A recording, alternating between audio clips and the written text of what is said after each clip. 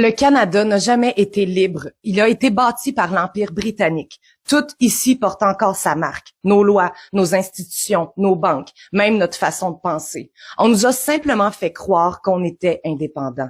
Mais en réalité, on n'a jamais quitté la couronne. On a seulement changé de costume.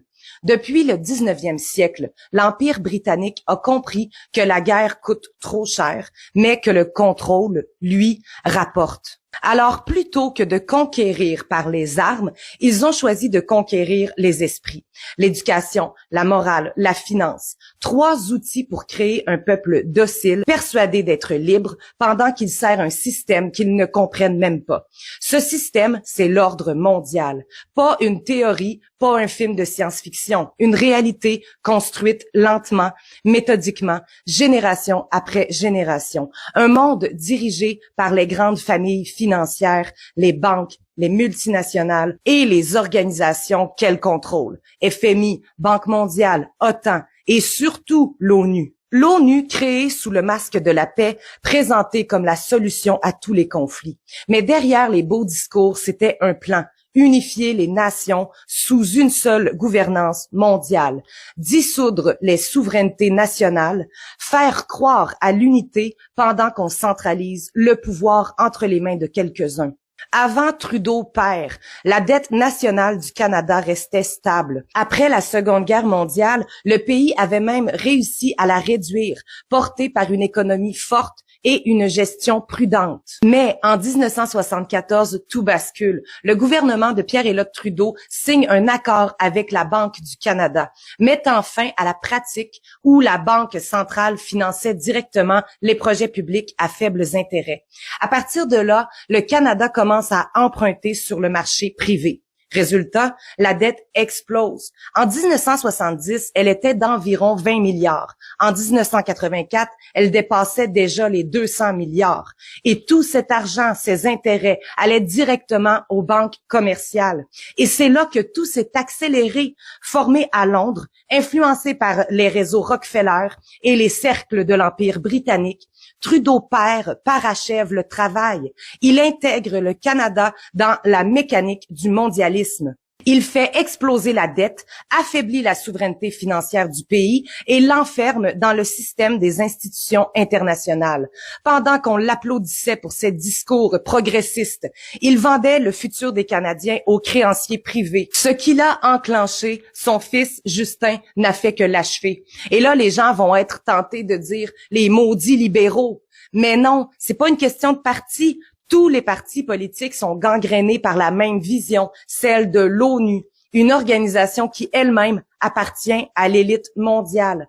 Conservateurs, libéraux, néo-démocrates, peu importe l'étiquette, ils servent tous la même cause. Les élections donnent l'illusion du choix, mais le résultat est toujours le même. L'agenda mondial avance. Le Canada est devenu un laboratoire parfait pour cet ordre mondial. Une population docile, un système politique aligné sur les intérêts étrangers et des dirigeants formés dans les mêmes universités, financés par les mêmes fondations, répétant les mêmes slogans sur la démocratie, le progrès et le bien commun. Pendant que le vrai pouvoir, lui, ne se présente jamais aux élections. Regarde bien, les guerres, les crises, les pandémies, les effondrements économiques, tout ça sert à renforcer ce contrôle. À chaque fois, les mêmes gagnent. À chaque fois, on nous fait croire qu'on reconstruit, mais on reconstruit toujours pour eux.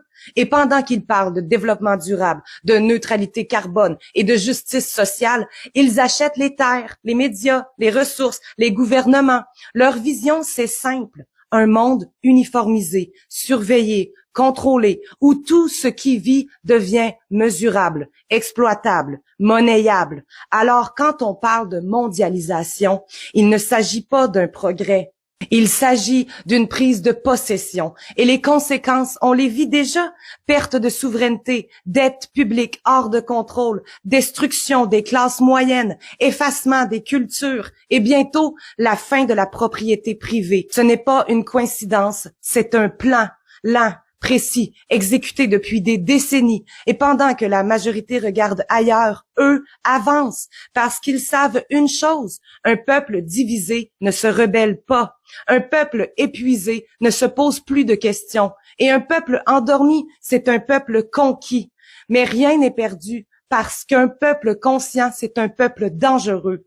La solution, ce n'est pas la haine ni la violence, c'est la lucidité.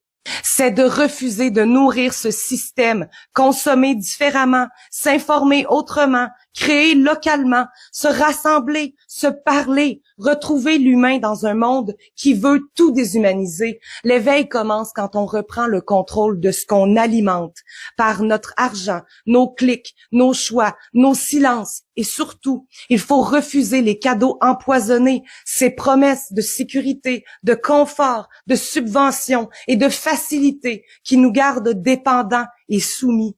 Ce sont ces cadeaux-là qui nous enchaînent. La peur, c'est leur arme. La conscience, c'est la nôtre.